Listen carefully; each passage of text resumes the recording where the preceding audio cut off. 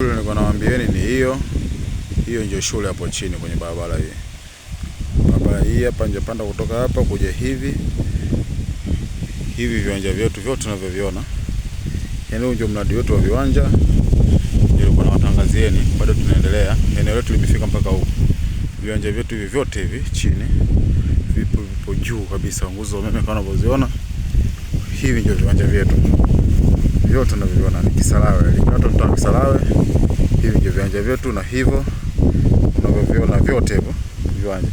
Tumeuza, vingi vimeuzika na bado tunaendelea kuwatangazia mradi wetu wa viwanja. Karibuni wakazi wote wa Dar es Salaam, tunawakaribisha. Ili eneo letu na umeme wetu juu. Mradi wetu wa viwanja, hii barabara kubwa iliyotenganisha katika eneo letu la viwanja.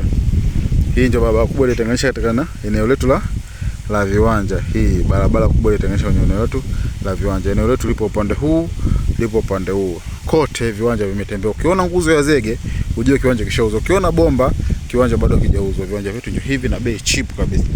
Tunalipa kwa installment kama nilivyokuambia, ni milioni 10 tu viwanja vyetu.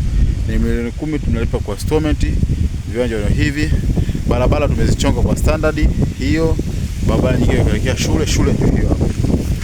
Hiyo ndio shule tuliwatangazia kwamba kuna shule. Hiyo unaiona hiyo ndio shule. Kwa eneo lote la shule tumeuzia sisi. Huyu alichukua viwanja 8, viwanja 12 kwa sababu ya shule. Ni hivyo unavyoona hivyo. Karibuni sana wateja wetu.